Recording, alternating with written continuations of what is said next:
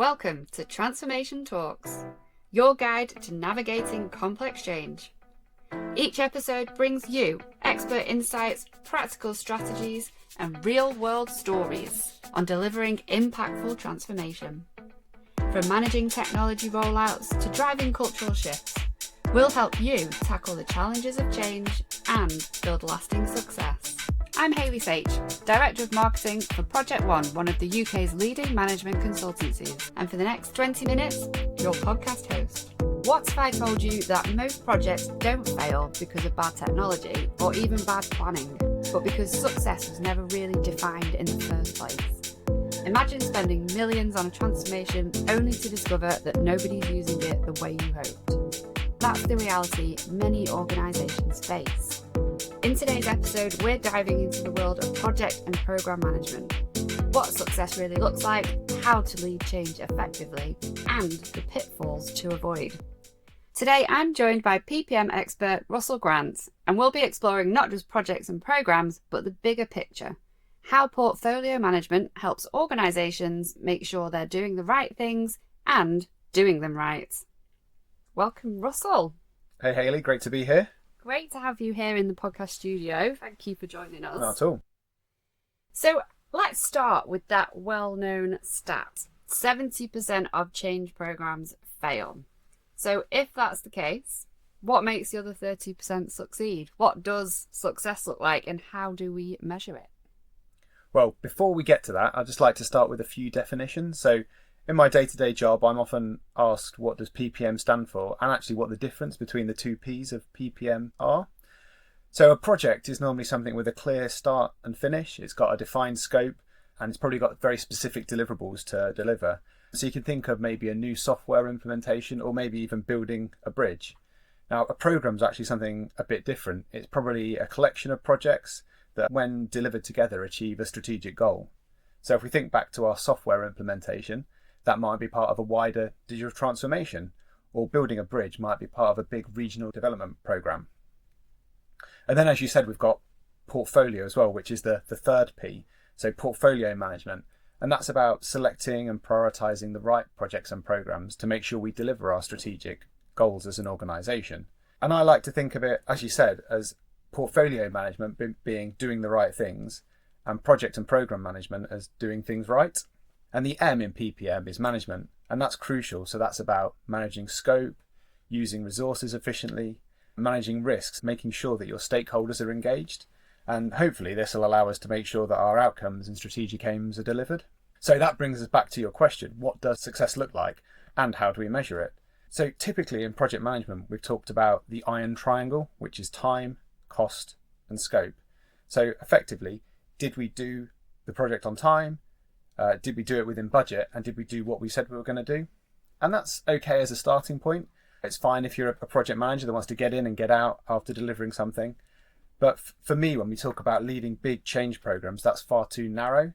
And success can be different depending on who you ask and what perspective you look at it from. So if you're an executive, success might look like return on investment, or it might look like achieving your strategic aims and goals. If you're an end user, you really probably care about usability. So is my life easier when this project has been delivered? And if you're a member of the project team, you probably just care about delivering your objectives without burning out. And so you really need to look wider than the iron triangle to help you define your ultimate aims and objectives and what you want to achieve. And it might help to bring this to life with a few examples of where the iron triangle has been broken and where it's been actually held to. Oh yeah, that'd be good. So bring that to life for the listeners. So my favourite one's probably the London 2012 Olympics. So we all remember that. I can't believe it's now about 13 years ago. And that was an example of a great programme which delivered on time. So 2012 London Olympics, they happened in August, exactly as planned. They started on time, they finished on time. So from a project delivery perspective, an absolute success. But the real success of that programme is the legacy it left. So the regeneration of an area of London, the jobs it created, and the fact that more and more people are participating in sport now. So a successful project delivery that is still having tangible impact today. Then conversely, another example of something that has had a great impact now, but didn't deliver successfully as far as project and program metrics go, is the Sydney Opera House. So apparently that delivered 10 years late and was 14 times over budget. So it completely smashed the iron triangle. But if you think about it now, that is an amazing, iconic building. It has millions of visitors every year. It adds enormous cultural and economic value to Sydney and Australia as a whole. And I think if you asked anybody now, is that a successful program? You'd say yes. But as far as delivery metrics go, a complete disaster. I didn't know that about the Sydney Opera House. That's fascinating. Yeah, apparently so. And you don't think about that at all now. You just think, well, an iconic building, UNESCO heritage site, great place to visit. Absolutely. And then finally, I've got an example of where the Iron Triangle was met, but actually the project could be considered a disaster.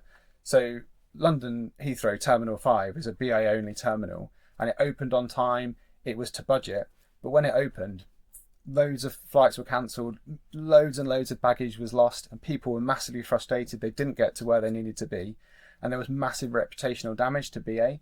So that could be considered a failed project when it first went live, but actually it hit all the Iron Triangle parameters. So interesting to hear those such famous places that people go in, millions of people going in and out of every day, and actually what really is behind getting those live is there's so much more, isn't there, that people won't think about. Yeah, absolutely. And so one of the main problems with Heathrow was that they didn't think about the staff parking. So they'd done lots and lots of testing, their processes worked, their systems worked, the infrastructure was there, but on the day of go live they hadn't thought about where their staff would park, so not all of the staff could actually get to work on time. Oh my gosh. So what I would suggest is that at the start of a program, you define a small number of really meaningful KPIs.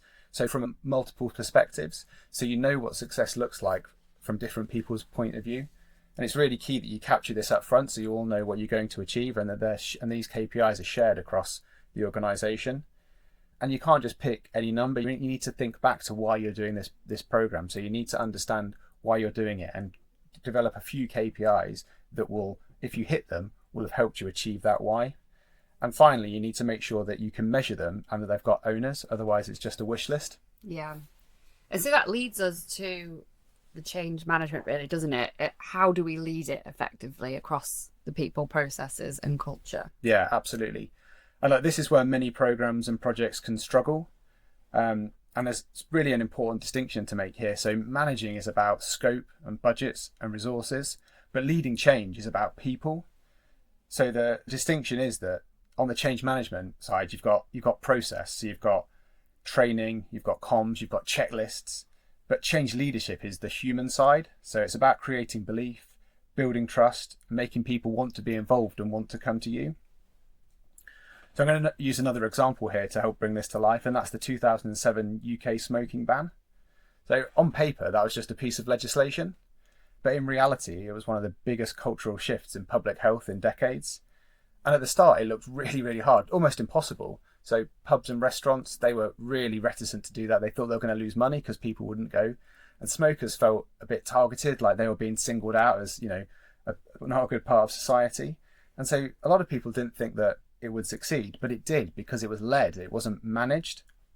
And what happened is leaders did a few crucial things that we should all learn from when leading change. So first of all, they painted a compelling vision. What they didn't say is, you're not allowed to smoke. They talked about smoke-free Britain, and they created a picture of, healthy, clean spaces that we could share with our family and friends. And once they made that emotional connection, they then backed this up with empirical evidence. So they talked about reductions in waiting lists, reductions in deaths from smoking, the money that the NHS would save. And to support with this, they got key stakeholders involved early. So they got clinicians to support this empirical evidence, and they got councils on board so they could work out how they were going to enforce the ban. And they got businesses involved so they could work with them to try and mitigate some of the risks.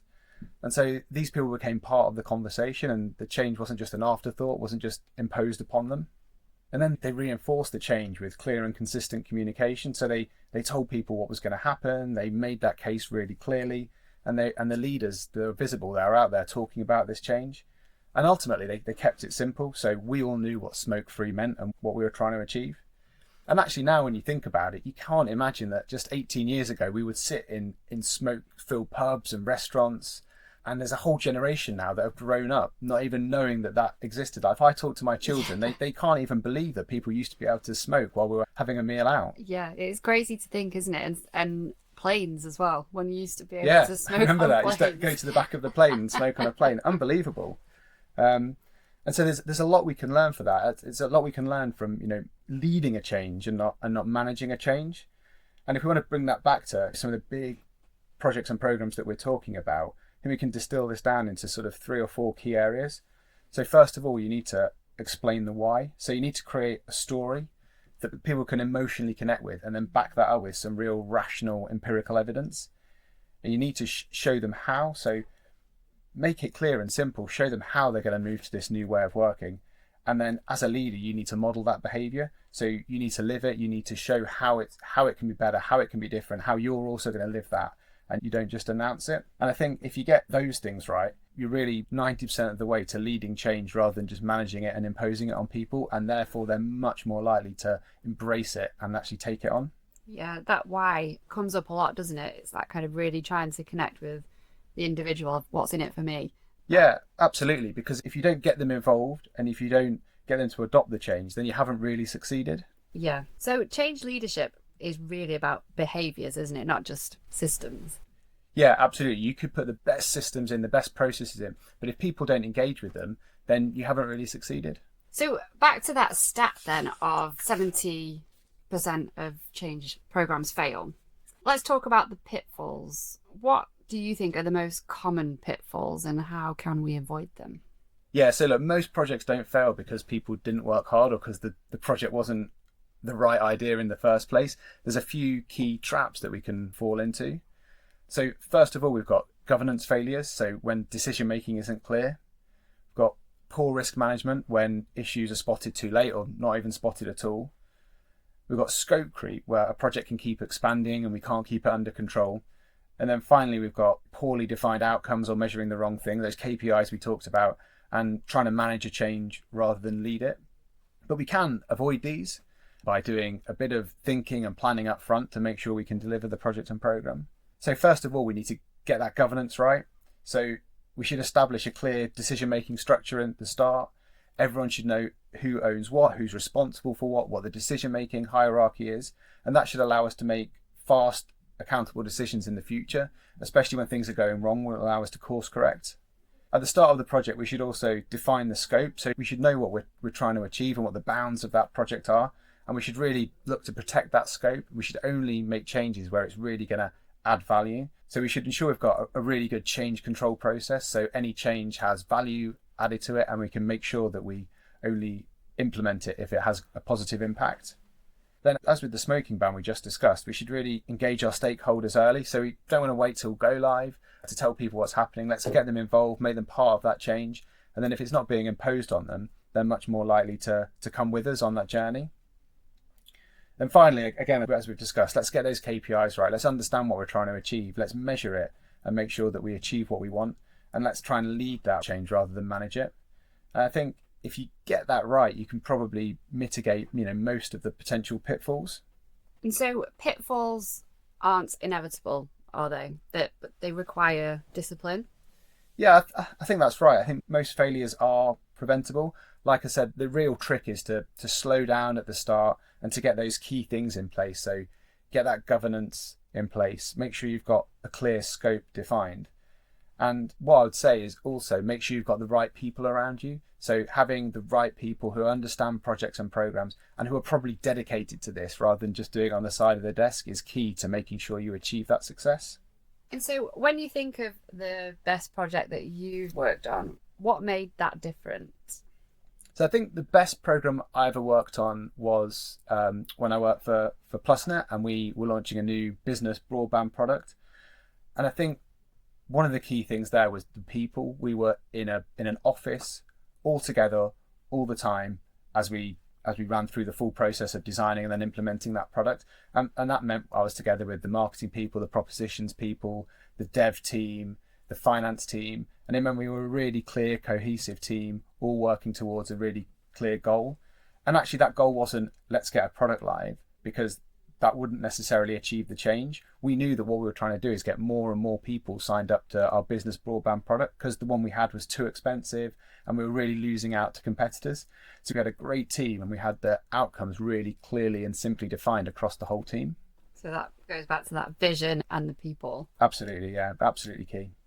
And so to wrap up today. I ask all of our guests this same question. So from all of your years of experience, what's the best advice you could give yourself back at the start of your career?